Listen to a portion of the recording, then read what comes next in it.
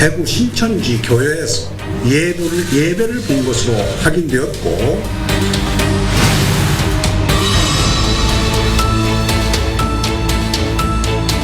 너무 좀 충격이죠. 울산은 아니라고 들었는데 다 겁이 나서 안 움직이고 있잖아요. 거리 사람이 없잖아요.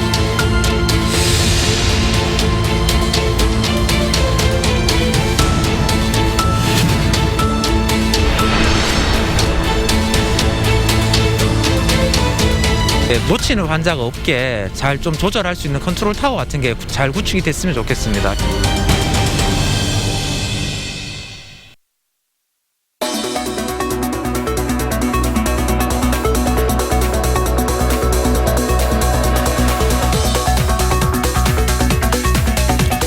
여러분 안녕하십니까. 탐사기획 돌직구입니다. 여러분 요즘 많이 불안하시죠? 코로나19가 국내에 발생한 지 오늘로 한 달이 훌쩍 넘어서 45일이 됐습니다. 자, 오늘까지 전국의 확진자가 5,700명을 넘어섰고요. 사망자도 30명을 넘어섰습니다. 울산은 초반에 청정지역을 유지하다가 지난달 22일 첫 확진자가 나왔고 지금까지 확진자가 이미 20명을 넘어섰습니다. 자, 갑자기 이렇게 확산된 코로나19로 인해서 보건당국과 울산시 그리고 각 가정마다 긴장의 하루하루를 보내고 있습니다. 그리고 잘 대처를 하고 있으리라 생각이 듭니다. 자, 오늘 탐사객 돌직구에서도 코로나19 사태와 관련해서 집중 취재를 해봤습니다. 자, 오늘 서학영 기자 나와 있습니다. 그리고 오늘은 코로나19에 대해서 좀 더 전문적인 말씀을 듣기 위해서 한 분을 더 모셨습니다. 울산대병원에 계신 울산대 의대 예방의학과 옥민수 교수 나오셨습니다. 예, 반갑습니다. 자, 먼저 서학영 기자, 울산에도 코로나19 확진자가 계속 나타나고 있는 그런 상황입니다. 대구나 다른 지역도 마찬가지겠습니다만은 신천지 교회와의 연관성 그리고 또 여러 가지 문제들이 나타나고 있죠. 네, 울산에서도 지난달 20일 첫 코로나19 확진 환자가 발생했습니다. 울산의 코로나19 발생 현황과 신천지와의 연관성을 살펴봤습니다. 울산의 첫 코로나19 환자는 신천지 교회 신자입니다. 대구 31번 환자가 예배를 본 그날 대구 신천지 교회에서 예배를 받습니다. 코로나19와 관련하여 안타까운 소식을 전해드리게 되었습니다. 확진자는 2월 9일 오후 3시 반부터 5시 30분까지 대구 신천지 교회에서 예배를 본 것으로 확인되었고, 이후 두 번째, 세 번째, 다섯 번째 환자도 모두 신천지 교회 신자였습니다. 네 번째 확진자는 딸이 확진 환자였는데 신천지 교도였던 것으로 알려졌습니다. 1년 전에 그 신천지 교회를 다녔으나 현재는 신도가 아니라고 주장을 하고 있고, 그 따님이 신천지 교인과 만난 적이 있습니다. 그래서 저희들은 2차 감염자로 추정이 됩니다. 7번째, 11번째 환자를 제외한 첫 번째부터 12번째까지 환자 모두 본인이나 가족이 신천지 신자였습니다. 31번째 환자가 참석한 지난 9일 대구 신천지 교회에서 열린 예배에 참석한 이들이 전국 각 지역으로 이동하면서 전국 확산의 통로 역할을 하고 있습니다. 방역당국은 대구 예배 참석 교인이나 그와 접촉한 교인들에게 외부 활동을 하지 말고 제발 집에 있으라고 당부했습니다. 2월 중에 신천지 대구교회를 방문하였거나 방문한 사람과 접촉한 경우에는 외부 활동을 자제하고 자택에 머물면서 발열 또는 호흡기 증상이 있는 경우에는 즉시 관할 보건소나 1339로 신고할 것을 당부드립니다. 울산의 첫 번째 환자는 대구에서 예배를 본 뒤 지난 2월 16일 울산에서도 신천지 예배에 참석했습니다. 이렇게 대구 신천지발 전국 확산 조짐이 있는 가운데 자칫 울산이 코로나19 확산의 내관이 되는 것은 아닌지 우려가 쏟아졌습니다. 울산 신천지는 어느 정도일까요? 당시 이 환자가 참석한 예배에는 신천지 교도 233명이 있었습니다. 하지만 이들에 대한 조사가 늦어졌다는 비난이 쏟아지고 있습니다. 조사를 담당한 울주군과 울산시와의 엇박자가 원인이었습니다. 무엇보다 첫 번째 환자가 처음부터 신천지 교인인 것을 밝히지 않았고 2월 16일에 울산 집회를 참석한 것도 뒤늦게 알린 점이 한몫했습니다. 양성이 나오니까 양성 판정 받으니까 이제 울주군 보건소 그 담당 직원 가가지고 이분하고 쭉 대하는 과정에 그래서 이제 저희 신천지 예배를 받다는 겁니다. 신천지 교회는 과연 어떤 곳일까요? 신천지 교회는 경기도 과천시에 본부를 두고 전국 12곳에 지파를 두고 있습니다. 신천지 대구교회는 대구 지파 본부인 셈입니다. 울산의 확진 환자인 신천지 교인은 모두 대구교회를 방문했습니다. 이번에 문제가 된 대구 신천지 교회에 부산보다 신천지 교인들이 유달리 많은 이유는 경북 청도군이 있기 때문입니다. 청도군은 신천지 교주인 이만희 씨의 고향으로 신천지 교인들에겐 빛의 성지로 불리는 곳입니다. 기독교인들이 이스라엘로 성지순례를 가듯 교인들이 청도를 방문하고 여기서 바로 대구 신천지 교회를 한 번씩 들른다는 것입니다. 우리가 그 이만희 고향이니까 성지죠, 성지. 성지순례 가죠. 이만희 측근으로 14년 동안 신천지에 몸을 담았던 이단 종교 전문가는 신천지 교인들은 다른 지역에 가더라도 그곳의 교회에 참석해 출석을 인정받아야 한다고 말합니다. 네. 왜냐하면 신천지는 예배를 결석하면 안 돼요. 기본적으로요. 이게 그들의 구원과 연결돼 있어요. 즉 주일 예배 출석을 4회 이상 못하면 근신되고 제명되고 이런 룰이 있단 말이에요. 그러니까 반드시 가서 참석을 해야 되는 거예요. 아파도 빠질 수도 없습니다. 그들의 독특한 예배도 주목을 받았습니다. They're packed together like sardines in one area. Roll call. And when you go to church, you have to swipe it like you're going to work. 맨바닥에 책 한 권 들어갈 틈을 두고 따닥따닥 붙어앉고 예배 시간도 개신교보다 긴 2시간여 동안 쉼없이 노래를 하거나 기도를 해 접촉이 많을 수밖에 없습니다. 굉장히 그 밀폐된 공간에서 많은 다수가 밀접되게 앉아서 1시간 이상, 1시간에서 2시간 정도 예배를 보는 그런 밀접한 접촉과 밀폐된 공간이라는 특성이 울산에서 확진자로 판명된 신천지 교인은 20대가 많습니다. 신천지가 특히 대학가에서 청년들 포교에 집중했기 때문입니다. 활동하기 좋고 또 가정에 매여 있는 사람보다는 대학생 청년들이 훨씬 더 활동력이 왕성할 수밖에 없잖아요. 부모만 속이면 얼마든지 위장으로 활동할 수 있거든요.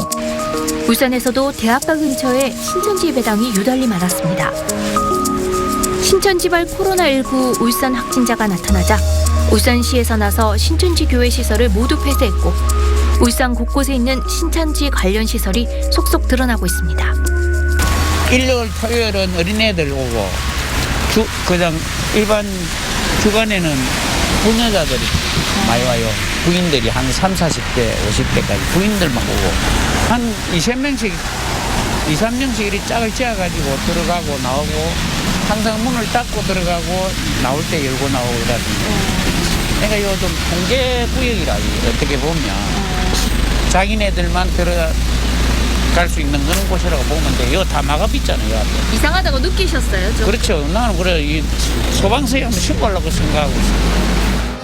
그런데 여전히 신천지 관련 시설은 신천지라는 것을 숨긴 채 우리 주위에 많습니다. 울산의 한 주택가 이곳은 문화강좌로 위정해 전도 활동을 벌였던 곳입니다. 이곳에서 수업을 듣는 일반 시민들도 신천지 교회 전도 활동에 노출되고 있습니다. 집에 가서는 성경 배운다고 하시면 안 되고 뭐라고 배운다고 하시냐면 인문학 고전을 배운다고 하시면 됩니다. 이런 곳은 신천지 교회가 공개한 교회와 각종 기관 20곳의 명단에 없어 폐사 대상에도 빠졌습니다. 신천지 교인에 대한 전수조사가 시작됐지만 제대로 된 전수조사가 가능할지 신천지에서 확산된 코로나19가 언제 어디까지 진행될지 장담하기 힘든 상황입니다.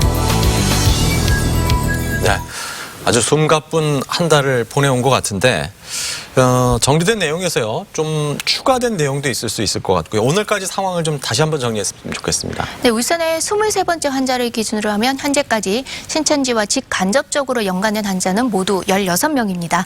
지난달 27일부터 울산시가 신천지 교인과 교육생 4,813명에 대한 전수조사를 실시하고 있는데요.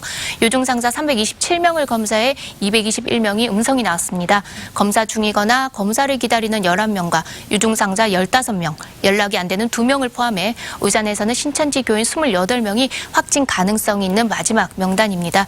울산의 신천지 교인들은 어느 정도 울산시의 관리권에 들어간 것으로 보이는 반면 대구 경북권 신천지 교인이나 시민들과 접촉한 확진자가 늘어나고 있습니다.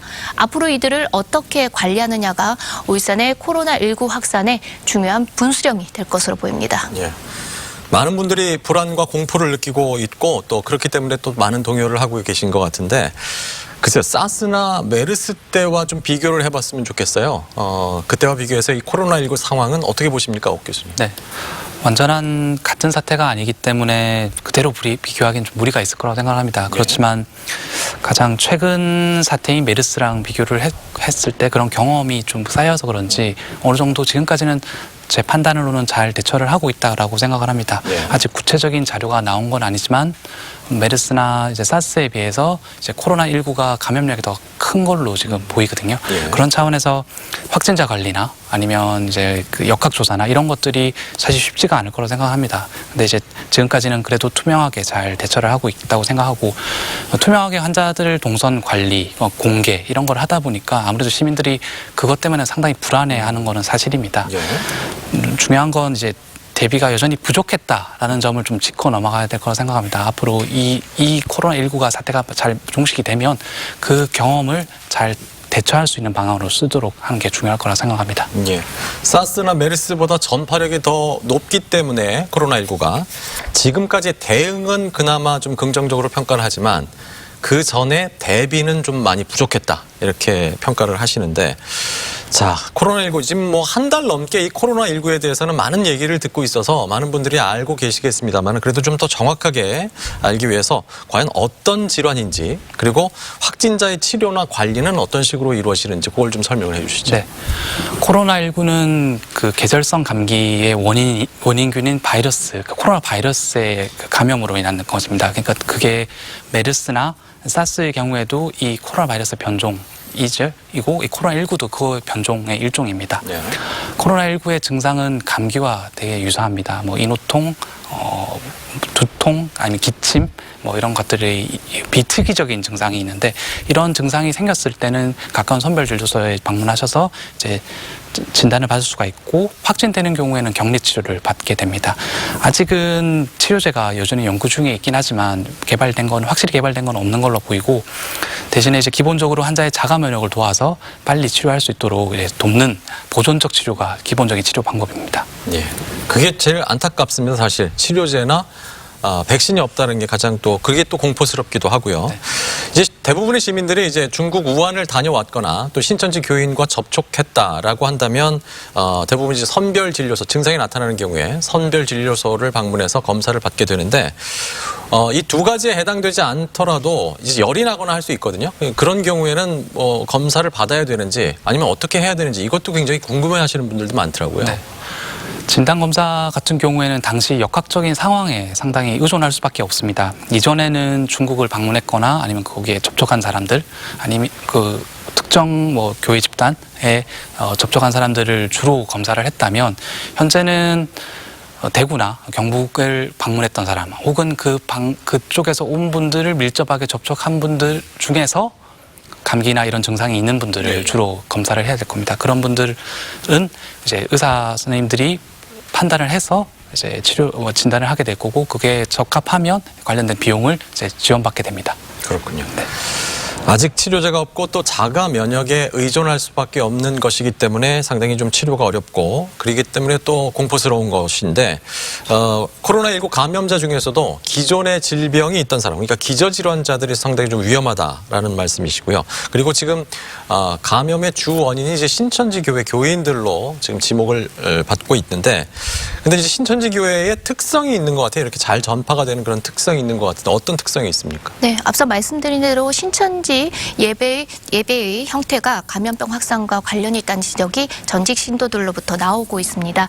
인터넷이나 유튜브에서 신천지 예배 장면을 보면 확인해 볼 수 있는데요. 신자들이 신발을 벗고 예배당에 들어가 노래를 부르거나 어깨 동무를 하고 예배 도중 설교자 말에 신도들이 큰 소리로 계속해서 아멘을 외칩니다. 한 전직 신도는 불경스럽다며 마스크 착용을 금지한다는 그런 말을 들었다고도 밝혔습니다. 신천지 대구교회 같은 경우는 지하 1층에서 지상 9층 규모인데 워낙 신도수가 많다 보니 예배 후 내려가는 데만 15분 이상 걸렸고 이때도 30cm 거리 간격으로 붙어 있었다고 했습니다. 다른 사람의 비말을 접촉할 가능성이 그만큼 커 보입니다. 그렇군요. 오 교수님 어떻습니까? 신천지 교회 이 예배에 참여한 사람과 또 직접 접촉한 사람 외의 감염 가능성은 어느 정도라고 보십니까? 그래서 이번에 울산에 지금 확진자들을 다 보면 신천지 교인 관련된 사람도 있긴 하지만 그렇지 않은 사람도 분명히 있습니다. 네네. 그렇기 때문에 특정 집단의 탓으로 다 몰아가기는 저는 좀 무리가 있다고 생각을 하고 중요한 것은 이런 밀접한 공간, 밀폐된 공간에서 얼마나 자주 접촉하느냐에 따라서 감염력은 차이가 있을 거라고 생각을 하고 또 중요한 건 개인의 생활 수칙, 그다음에 예방 수칙을 얼마나 잘 지키느냐도 감염력에 있어서 크게 중요하다고 생각합니다. 예. 네. 신천지 교회 관련 확진자가 많이 나오고는 있습니다만 그 외에도 감염이 나타날 수 있기 때문에 무엇보다도 개인 위생 또 각 가정과 직장에서 감염 예방을 좀 철저히 해야 된다 이런 말씀이셨고요. 자, 코로나19로 인해서 시민들이 상당히 많이 불안해하고 있습니다. 지역사회 경제와 교육 그리고 문화체육시설 같은 것들이 아예 멈추거나 아니면 영업을 하더라도 굉장히 좀 힘들게 돌아가는 그런 상황인데요. 여기와 관련해서 취재 내용이 있습니다. 취재 내용 함께 보시겠습니다. 울산의 첫 번째 코로나19 환자는 확진 판정을 받기 전 부모님이 운영하는 병원과 약국을 방문했습니다. 이 확진자가 다녀갔다고 알려진 병원과 약국의 인근 주민들은 깜짝 놀랐습니다. 정말 몰랐죠. 오늘 알았다니까요. 기사 뜨는 거. 알았다면 안 오죠? 안 왔지요. 알았다고 뭐 어떻게 와요. 이 난리인데. 확진자가 다녀간 상가나 병원은 모두 폐쇄됐습니다. 이후 긴급 방역을 펼치고 문을 닫았지만 주민들은 불안한 마음을 감추지 못하고 있습니다. 너무 좀 충격이죠. 울산은 아니라고 들었는데 다 겁이 나서 안 움직이고 있잖아요. 거리 사람이 없잖아요. 확진자가 다녀간 주민센터 같은 사람들의 방문이 많은 곳은 방역의 비상입니다. 뭐 그분 다녀가고 난 뒤 좀 강화하시는 거예요? 아무래도 그렇죠. 네네. 그전에도 이제 선소들이 다 비치를 해놨는데 네.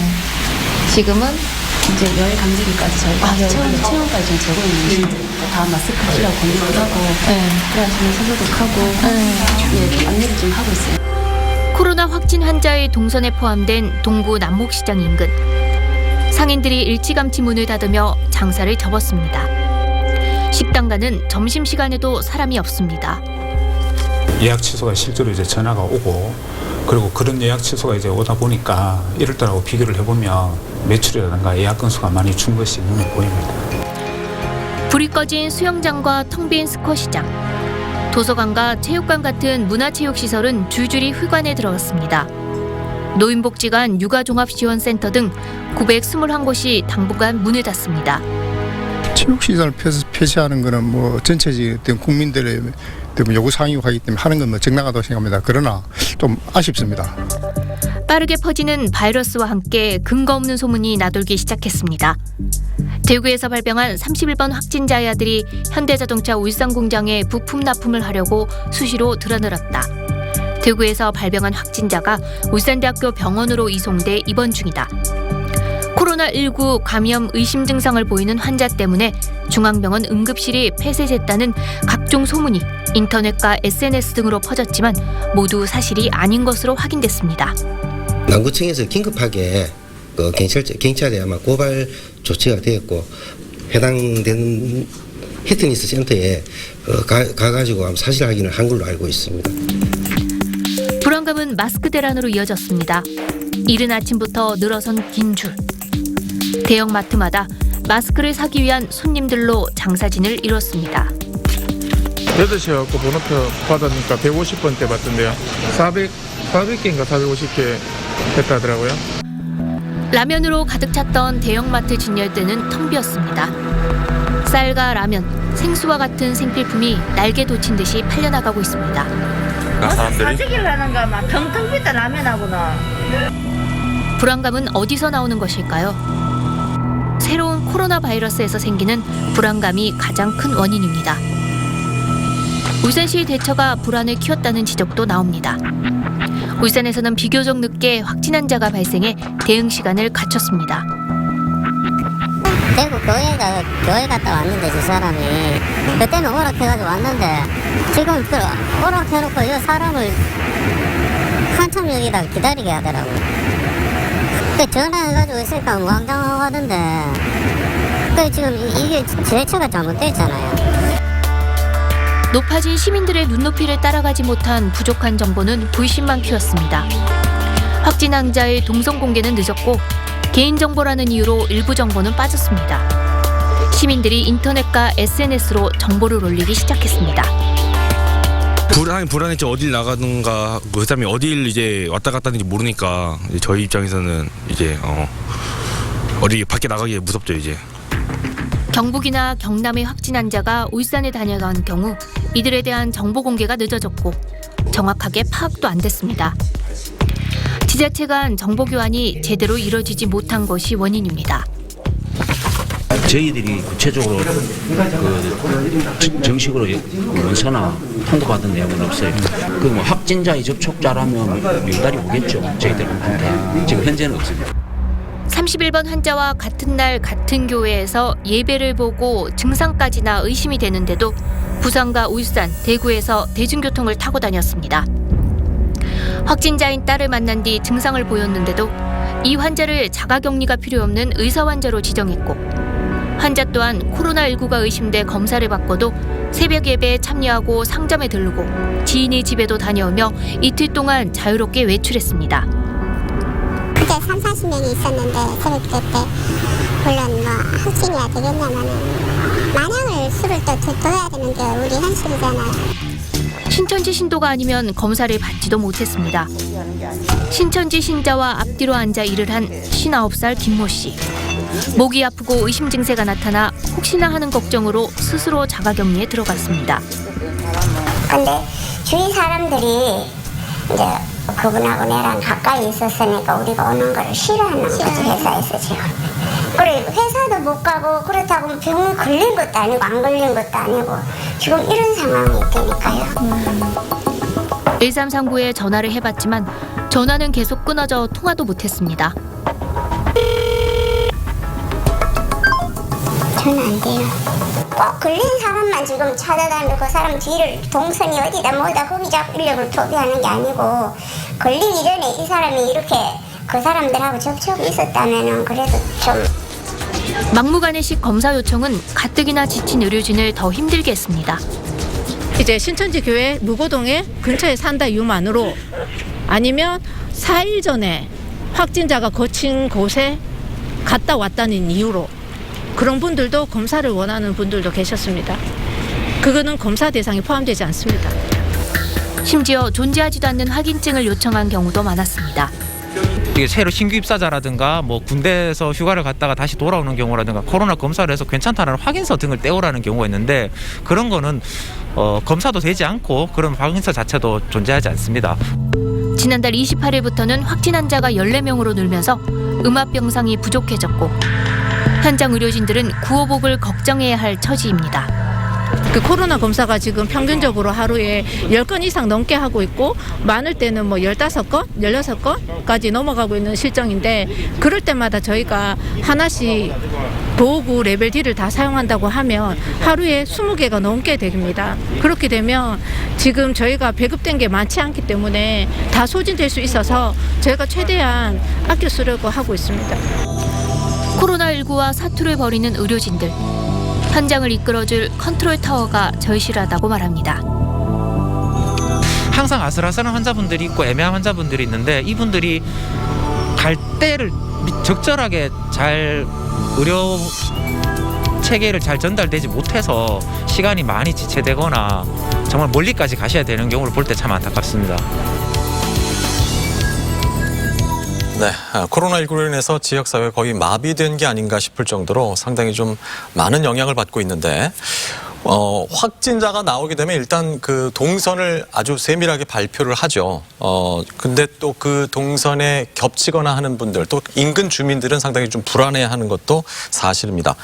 이런 상황 속에서 과연 코로나19가 처음에 발생했을 때부터 지금까지 울산시의 대처는 과연 어떤 정도로 잘 대처를 하고 있는지 그것도 좀 점검을 해봤으면 좋겠어요. 네, 울산에서 첫 확진 환자가 나왔을 때 울산시는 지침에 따라 질병관리본부에 역학조사관을 요청하고 기다렸습니다. 네. 하지만 질본으로부터 인원을 보내줄 수 없다는 연락을 받았고 울산시는 자체적으로도 역학조사를 했습니다.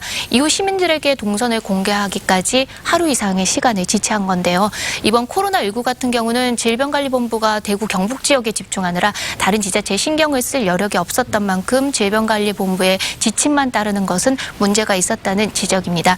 앞서 코로나19가 의심돼 검사를 받고도 자유롭게 외출한 4번 환자의 경우도 질병관리본부 지침상 자가격리 대상이 아닌 것은 맞습니다. 논란이 일자 울산시는 지난 2일 권고 수준인 자가격리를 강제 조치로 바꾸겠다고 했습니다. 모두 질병관리본부의 지침을 따르고 기다리느라 벌어진 일인데요. 이렇게 상황이 심각하고 중요할수록 울산시가 좀 더 과감하고 선제적인 대응을 할 수 없었는지 지적하는 시민들이 많았습니다. 예, 사실 뭐 처음 겪는 일이기 때문에 좀 우왕좌왕하는 면도 없지 않아 있었습니다만은 좀 더 적극적이고 과감한 행정 또 대처가 필요했다라는 말씀이셨고요. 울산 지역의 병원도 좀 점검을 해봤으면 좋겠습니다. 병원 인프라, 뭐 인적인 또 물적인 인프라 어떤 상황인지 그걸 좀 설명해 주실까요? 네, 제가 사실 제일 아쉬운 게 이 부분입니다. 인프라, 병원이나 시설, 인력 같은 인프라가 상당히 미흡하지 않았나 싶습니다. 이전에 메르스 사태 다행히 울산은 겪지를 않았죠. 그런데 그게 다행인지 불행인지 현재로서는 인프라를 개선할 수 있는 기회로 그거를 활용하지 못했던 한계가 있었던 것 같습니다.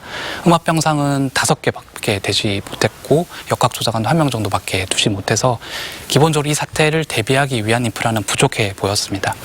이번 사태가 마무리되는 대로 이제 이러한 부족한 인프라를 제대로 개선할 수 있도록 관심, 지원 그런 것들이 필요하다고 생각합니다. 예, 음압병상은 5개뿐이었고요. 역학조사관은 1명뿐이었는데 물론 많이 보강이 되기는 했습니다만 그만큼 사전의 대비가 좀 부족했다라는 말씀이셨고 지역 경제나 시민 생활이 점점 더 힘들어져 가고 있습니다. 현대자동차 직원 중에서 확진자가 나왔고요. 현대건설 기계 직원 중에서도 확진자가 나왔기 때문에 많은 분들이 지금 공포스러워 하시는데 이제 산업체도 비상이고요. 특히 그 소상공인들이라든가 자영업자들 같은 경우에는 거의 직격탄을 맞았는데 어떤 대응 또 어떤 지원책이 필요할까요, 서강 기자? 네, 현대자동차에 이어 현대중공업 자회사인 현대건설기계에서도 확진자가 나와 공장이 하루 정도 문을 닫았습니다. 이 같은 대기업 외에 소상공인들과 자영업자들 피해는 더 심각합니다. 당장 이번 달 월세를 내는 게 버겁다고 하는 사람들도 많은데요. 그나마 착한 임대 사업 움직임이 일고 있는 것은 다행입니다. 정부도 1조 원대의 긴급 경영 자금을 지원하고 소비 진작을 위한 쿠폰 수단을 2조 원가량 지급할 계획입니다. 코로나19 사태가 앞으로 어떻게 될지는 모르지만 여기서 한 가지 꼭 짚고 넘어가야 될 것이 확진자들의 동선 공개에서 드러난 매장 문제입니다. 확진자가 다녀갔다는 이유로 시민들의 발길이 뚝 끊겼는데요. 저희가 동선을 공개하는 것은 그곳에 가지 말라는 것이 아니라 확진자가 그곳을 방문했을 당시 확진자와 접촉한 사람이 없는지 혹시 증상을 보이는 사람이 없는지 스스로 살펴보라는 의미가 큽니다. 확진자가 다녀간 이후부터 확진 판정을 받고 동선이 공개돼 방역을 하고 또 폐쇄 이후 문을 열기까지 최소 5일 이상 걸리는데 전문가들은 그때가 되면 이미 바이러스는 사라졌다고 말하고 있습니다. 오히려 철저히 방역을 했기에 안전에서는 크게 걱정할 필요가 없다고도 합니다. 네. 철저한 소독과 방역을 거쳤기 때문에 오히려 더 깨끗해졌다라고 얘기를 하시는 분들도 있더라고요. 예방에 있어서 중요한 것이 이제 마스크입니다. 근데 지금 마스크가 많이 부족한 상태고 물론 전국적인 상황입니다만 마스크 대란이라고 표시하는 분들도 계시던데 마스크의 올바른 사용법 그리고 개인위생, 감염을 최대한 피할 수 있는 방법 이것도 좀 한번 짚어주시죠. 네. 예. 감염병 예방 관리를 위해서는 이제 마스크도 중요하긴 하지만 더 중요한 건 전체적인 예방 수칙을 얼마나 잘 준수하느냐입니다. 마스크 같은 경우에는 이제 호흡기 증상이 있는 분들이 이제 기침을 통해서 이제 비말이 다른 분에게 퍼지지 않도록 하기 위한 목적이지 않습니까? 네. 그런데 그분이 만약에 손을 제대로 잘 안 씻으시면 마찬가지로 이제 그 마스크 효과가 좀 떨어지게 되는 거죠. 그래서 확진자뿐만 아니라 모든 시민들이 적극적으로 30초 이상 손 씻기를 생활화하는 게 중요하고 또 그러한 손 씻기가 쉽게 잘 할 수 있도록 환경을 조성을 해야 될 겁니다. 손을 씻으려고 했는데 물이 차갑다 보면 손을 잘 안 씻게 되거든요. 그렇기 때문에 미온수를 제공하는 곳들이 좀 많아지는 게 중요하다고 생각합니다. 건강 환경 조성이라는 게 그러한 측면입니다. 예, 마스크도 물론 중요하지만 손 씻기가 더 중요할 수도 있다라는 말씀이셨는데 메르스 때도 그랬습니다마는 앞으로 또 이런 전염병이 또 생기지 않으리라는 보장이 없지 않습니까? 그렇기 위해서는 그렇게 대비를 해야 된다라는 생각이 드는데 과연 앞으로 이런 사태를 잘 극복하고 또 대비하기 위해서 어떤 대비책이 필요한지 옥민숙 교수님께서 먼저 말씀해 주시죠. 네. 저는 이번 사태를 계기로 울산에도 시립의료원을 세워야 한다고 생각을 합니다. 평소에는 이제 필수 의료 제공하는 역할을 하고 있고 이런 대량의 감염병 사태가 있을 때 그 환자들을 소개를 하고 그 병원을 감염병 전문 병원으로 활용할 수가 있거든요. 그래서 300병상 이상의 시립의료원을 설치를 해야 한다고 생각합니다. 현재 울산 같은 경우에는 산재 전문 공공병원, 산재 중심 공공병원을 이제 추진하고 있는데 그거는 재활 중심으로 가져가고 시립의료원은 이런 필수 의료, 감염을 포함한 필수 의료 중심으로 이제 역할을 나눠 맡으면 될 거라고 생각합니다. 울산이 그동안 이제 건강 문제에 좀 소홀을 했고 대부분 이제 경제 문제에 초점을 뒀는데 이번에 이 사태를 경험하다 보니 경제 문제에도 크게 파급 효과가 미치는 걸 다들 깨달으셨을 겁니다. 보건 문제에 있어서 좀 많은 분들이 관심을 기울이고 언론에서도 이 사태가 끝난 이후에도 계속적으로 좀 관심을 기울여 주셨으면 합니다. 예, 알겠습니다. 자, 옥민숙 교수께서는 아무래도 울산 지역의 의료 인프라에 대한 얘기를 해주셨는데 울산시 차원의 방역 체계도 좀 손볼 부분이 있지 않을까요? 네. 이번 사태를 보면 지역별로 상황에 맞춰 방역 체계를 갖추는 것이 무엇보다 시급해 보입니다. 정부가 아닌 지자체 차원의 컨트롤 타월, 명령과 지원 체계 등을 상황별 시나리오에 따라 세세하게 담은 매뉴얼과 시스템을 갖춰야 합니다. 또 23번 확진자처럼 동선 공개를 거부할 경우 일일이 확인하는데 행정력 또한 낭비되는데요. 비상 상황에서는 지자체가 강제력을 가질 수 있도록 어느 정도 권한을 주는 것도 필요해 보입니다.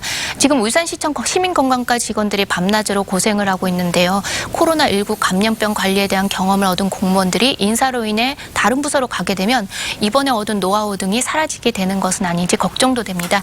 저희 메르스 이후 수많은 대책이 쏟아졌지만 5년여의 시간이 지난 지금 아직은 많이 부족해 보입니다. 전문가들은 신종 감염병이 언제 올지는 모르지만 온다는 것은 확실하다고 말하거든요. 이번 기회에 지역 공공보건의 수준을 높이는 것에 대해서 고민을 하고 또 준비해야 될 거라고 봅니다. 예, 물적 인프라뿐만 아니라 이 방역에 대한 노하우를 가지고 있는 인적 인프라에 대한 관리, 이것도 굉장히 중요하다는 말씀을 해주셨는데 부디 빠른 시일 내에 이 상황이 좀 끝나고 우리 생활이나 경제가 제자리를 찾아갈 수 있기를 또 기대를 해보겠습니다. 두 분 수고 많으셨습니다. 예.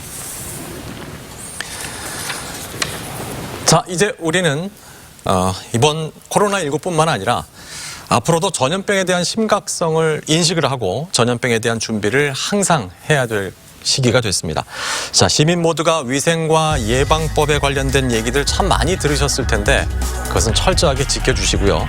무엇보다도 코로나19 사태가 하루빨리 끝나기를 기대를 해보겠습니다. 그리고 이번 코로나19 사태가 마무리가 되면 정부나 울산시 차원에서 감염병 대비를 위한 시스템과 인력을 확보하는 데 있어서 제대로 된 준비를 철저하게 해야 될 것 같습니다. 자, 모두 힘내시고요. 여러분 건강하게 다음 이 시간에 다시 찾아뵙겠습니다. 지금까지 탐사객 돌직구 여기서 마치겠습니다. 고맙습니다.